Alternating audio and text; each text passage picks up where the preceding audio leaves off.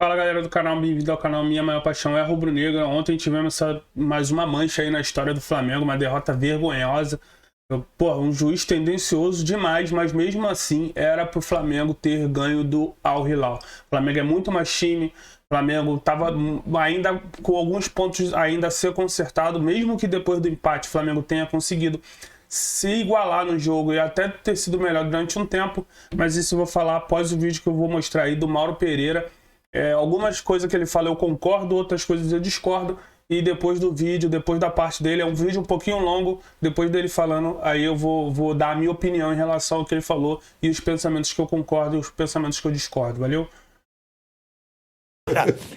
Mauro César Pereira, quem é o maior culpado ou quais são os maiores culpados? E já te fazendo uma pergunta, o Vitor Pereira sempre ele diz na coletiva, eu não tenho tempo de botar o meu padrão de jogo.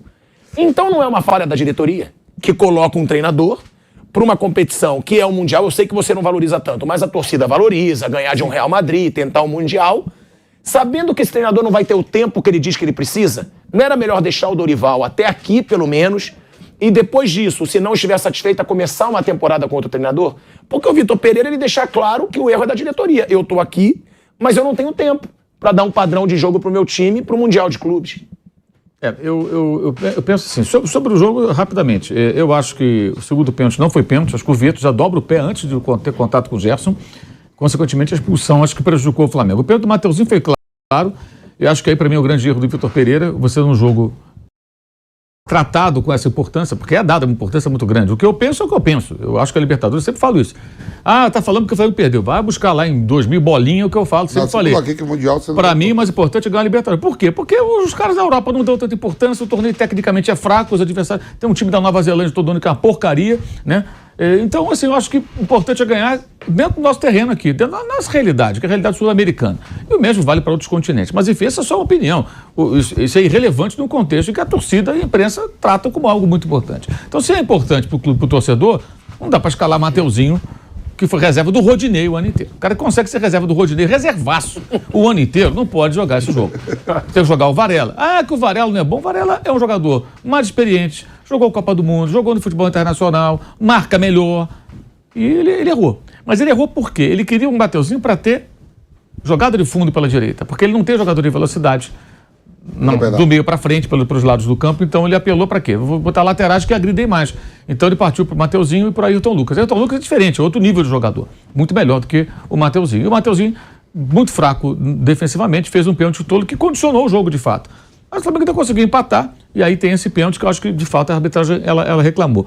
Ela prejudicou o Flamengo. Até o jogador do Al Hilal, né, Mauro? Ele bota a mão no rosto. Ele só sente a falta do Davi Luiz. Pois é. Ele não bota a mão no tornozelo. Vendo com o Gacimba, depois vendo... Se ele já vai com o pé mesmo, já dobrado. Sim, já estava dobrado. Tava dobrado. O Vitor tinha dobrado o pé. Mas, enfim, esse é um pedaço da história que eu acho que não é o mais importante no contexto de uma atuação muito ruim de um time do Flamengo, que já vem jogando mal desde setembro. A última grande atuação do Flamengo, as últimas grandes atuações foram contra o Corinthians em Itaquera e contra o Vélez na Argentina, a última. Já contra o São Paulo na Copa do Brasil, jogou mal no Morumbi e venceu, graças ao talento individual de um outro jogador. São Paulo jogou melhor que o Flamengo naquela oportunidade. Criou várias situações, o Santos fez defesas difíceis, então ali já viu um sinal. E nas finais mesmo não jogou bem contra o Corinthians, contra o Atlético Paranaense com um homem a mais, não jogou bem. Então, eu até disse aqui que eu acho que o Dorival até mereceria a oportunidade de continuar pelos títulos que ganhou. Mas também não acho que é um absurdo, é uma decisão de quem está na direção. Não acho a decisão absurda. Com esse técnico, acho que eu não vou para lugar nenhum. Ele já bateu no teto, é o limite dele. Ele não vai tirar mais desse elenco. Eu quero mais. Eu tenho um elenco muito caro, eu quero que eles produzam mais. E aí você vai buscar um outro treinador, que é um treinador que eu acho que tem um repertório maior, mas leva tempo. Então, quando você toma essa decisão, eu acho que junto com a decisão, a diretoria devia dizer o seguinte, olha, tem o Mundial de Clubes, mas nós vamos começar o ano pensando na Libertadores, no Brasileiro e na Copa do Brasil. Mas como assim? Porque nós estamos no padrão. Em queda livre, o time caindo em queda, a insistência com a comissão técnica não garantiria uma recuperação, pelo contrário, a tendência era continuar ruim.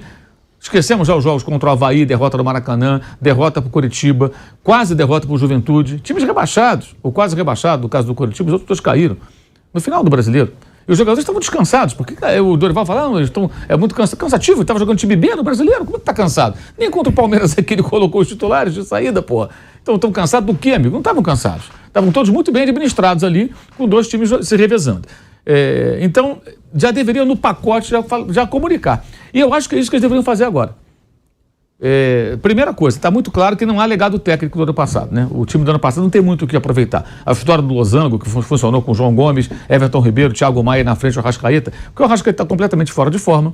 Então ele pode sim sair do time, ser barrado até, e pro banco. Até que ele se recupere. Se o Everton Ribeiro não está bem, pode perder a posição. Mas também não tem substituto, né, Mauro? Então, ele tem que mudar a forma de jogar, talvez. E, por exemplo, o Flamengo tem um jogador de 13 milhões de euros no banco, que é o Cebolinha. O Cebolinha não joga. Qual foi a chance que teve esse rapaz do Flamengo? Só jogou com os reservas no time B, Marinho do lado, Cebolinha do outro, Lázaro do centroavante, depois o Matheus França. Ele não teve sequência de jogos assim. Cebolinha vai jogar com a Arrascaeta, com o Gabigol, com o Pedro, com o Everton Ribeiro, com parte desses caras.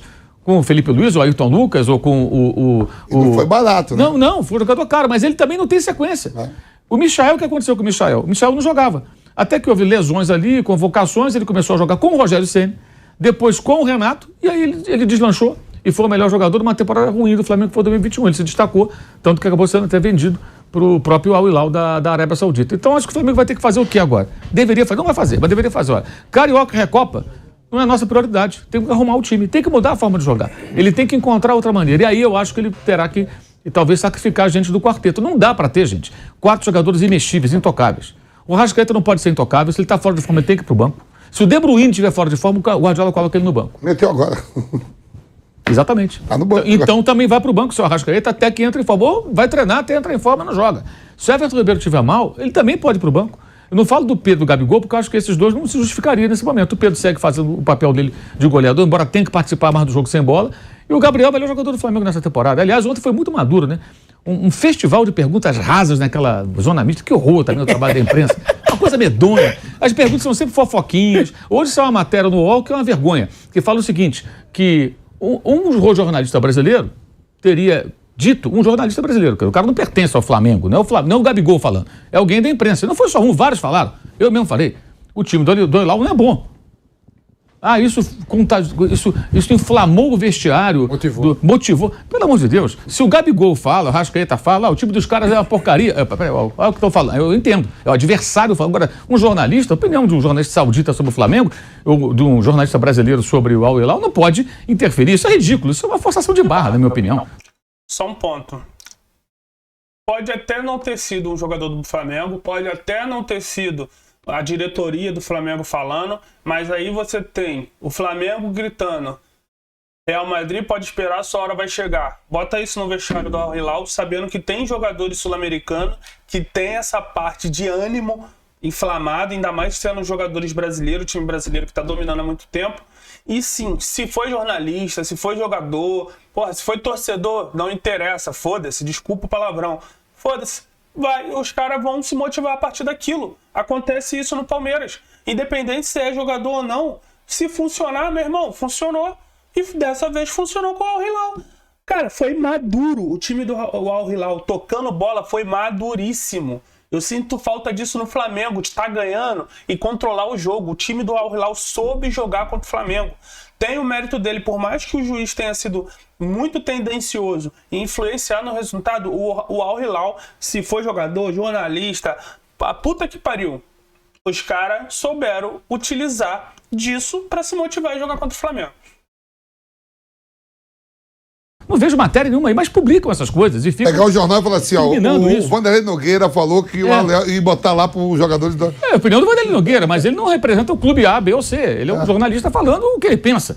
Mas enfim, a não ser que fosse um comentário até de um ex-jogador daquele clube que virou comentarista, do caso, você falando do Corinthians. Aí o cara, não, o Vampeta é um ídolo do Corinthians, aí até dá para entender essa forçada de barra. Dá um gancho. Dá um gancho, mas sendo basicamente uma pessoa que não tem nenhum vínculo, pode ter torcedor, o cara pode ser torcedor do clube, mas nada mais, não faz sentido. Mas as perguntas ali, né? Não, Vitor Pereira e tal, ele falou, gente, vamos parar, vamos crescer, né? Vamos tratar o futebol de outra maneira, falar de queda do técnico agora. Então o Gabriel tem ido muito bem. Ontem tomou um cartão meio bobo, uma recaída, né? Que ele tinha melhorado nesse quesito. Mas eu não achei que ele mereceu. Mas ele é um cara que é alvo, né? Ele tem que ter mais cuidado sempre, mais cuidado que os outros. Mas ele tem jogado bem, já desde o ano passado, mesmo na queda livre do time, ele sempre generoso na forma de jogar, proporcionando para o Pedro a condição de ser o goleador. O Pedro foi para a Copa, ele não foi, e ele tem papel importante na ida do Pedro para a Copa do Mundo, porque ele foi generoso na forma de jogar. e tem sido mais maduro, e ali ele foi muito bem. Falei, cara, não tem sentido discutir uma coisa dessa, demitir técnico, porque é isso, para ele fazer uma reforma no time, se vai dar certo ou não é outra história. Fosse o Jorge Jesus, qualquer outro, leva um tempo. O Jorge Jesus perdeu para o Emelec com o Rafinha jogando na linha de meio campistas e tomou porrada direto. E o Flamengo poderia ter sido eliminado pelo Emelec, se classificou ali nos pênaltis, no sofrimento danado do Maracanã. Então ia fazer o quê? Mandar embora o Jorge Jesus por causa daquilo? Os programas tudo foi em cima disso, viu? Exato. Não é nem o torcedor, os programas mesmo com... Exato. Veio tudo em cima. Já... Vamos lá, galera, para o vídeo até não ficar muito longo. Então, começando pelo jogo. Ontem eu fui trabalhar, choveu pra caramba no Rio de Janeiro. Eu voltei pra casa, cheguei em casa 1h30 da manhã quase, não consegui gravar pós-jogos, então de manhã eu cuido da minha filha, tenho que fazer as coisas da minha filha, então agora que eu tô conseguindo gravar o pós-jogo e dar minha opinião. E foi até bom pra eu esfriar minha cabeça antes de gravar o vídeo, porque ontem eu tava, além de ficar preso no engarrafamento durante 7 horas, eu já tava bolado com essa questão do Flamengo, mas vamos lá. O jogo eu achei o juiz totalmente tendencioso. Se o juiz é rigoroso na questão disciplinar e aplica o cartão para o Flamengo e o Al Hilal da mesma maneira, beleza. Eu vou falar um lance só. Davi Luiz foi 2 vezes fora da sua posição, marcar, fez falta, no segundo lance tomou cartão amarelo. O Carrilho parou o Everton Ribeiro 4 vezes com falta. O Everton Ribeiro girava, ele segurava, ele dava pontapé e não tomou cartão amarelo. Só isso já diz como o juiz foi tendencioso. O lance do que o Ayrton Lucas se machucou era para cartão vermelho. Quem viu a foto do lance viu que o cara foi no joelho do Ayrton Lucas. Além de outros lances, o pênalti eu achei que foi muito pênalti, tá? Eu achei que mesmo ele dobrou, não dobrou, pegou. Irmão, pisou, é pênalti. O que eu questiono é o primeiro cartão amarelo. Logo no início do jogo, dava pro árbitro sim ter administrado e não estragar o espetáculo como ele estragou. Ponto. Fora isso, o Flamengo realmente ainda continua com muitos problemas e eu acho que o Vitor Pereira vai ter que mudar a forma do Flamengo jogar e voltar com o Flamengo que joga com pontas, podendo até abrir o Gabigol, manter o Pedro e jogar o Everton, o Cebolinha pela esquerda. Aí quem vai sair? Arrasca ou Everton Ribeiro? Não sei. Nesse momento, o Arrascaeta tá pior do que o Everton Ribeiro, na minha opinião. Aí, em relação à fala do Mal, algumas coisas eu concordo, outras eu discordo. Eu concordo que o Everton Cebolinha tem que ter mais chance. Só que para você tirar um cara como a Arrascaeta para botar o Everton Cebolinha tem que aproveitar os minutos que ele tem e arrasar com o jogo. Jogar muito. Aí sim você pode falar, não, o Everton Cebolinha tá pedindo passagem e ele pode ser o substituto. Enquanto o Everton Cebolinha não fizer isso, galera, não tem como.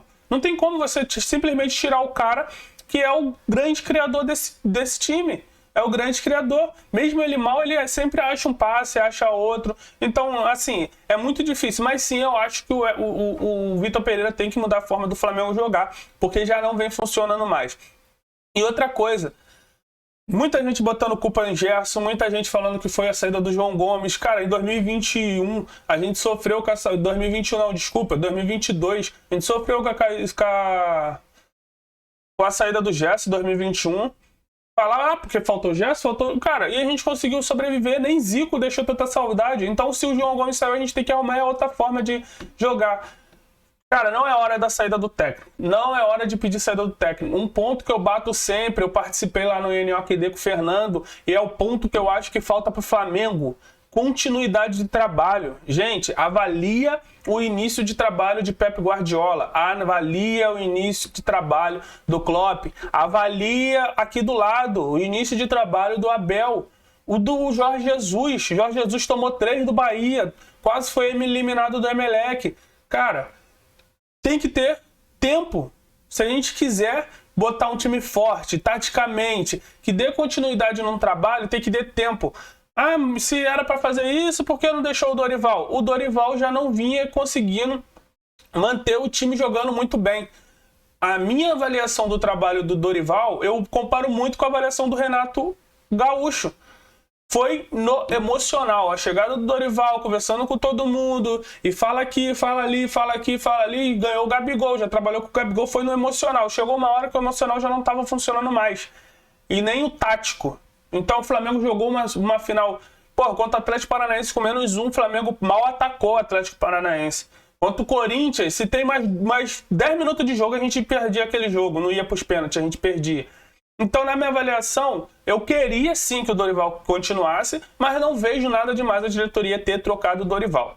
Então, assim, depois do que ocorrido, do fracasso, todas as perguntas que foram feitas, daqui a pouco surge que os jogadores não gostam do Vitor Pereira, todo aquele clichê que todo mundo já conhece.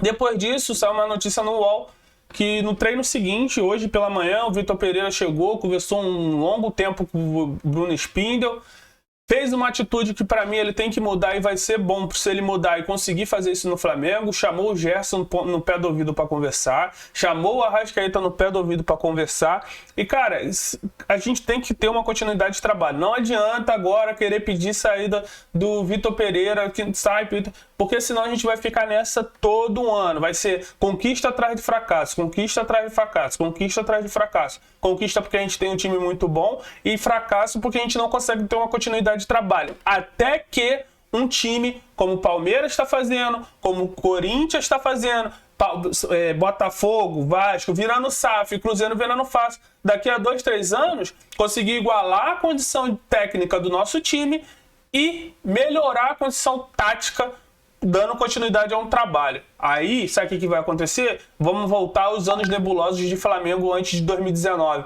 Então temos que ter continuidade de trabalho. Enquanto a torcida não identificar isso e enquanto a diretoria não bater o pé e falar, não, esse é meu técnico, ele vai continuar e a gente vai passar por isso junto, como aconteceu no Palmeiras, o Flamengo vai continuar nessa de troca-troca de técnico a cada 6 meses e vai chegar um momento que não vai ser o suficiente para se manter no topo. Valeu? Um abraço, saudações rubro-negras. Quem quiser ir lá ver na íntegra o bate-pronto, vou deixar o link aqui do bate-pronto da Jovem Pan Esportes, vai lá, o programa é muito maneiro, tem zoação, mas também tem uma parte muito legal da parte séria e é um programa legal que prende você ali assistindo. Valeu? Um abraço, saudações rubro-negras.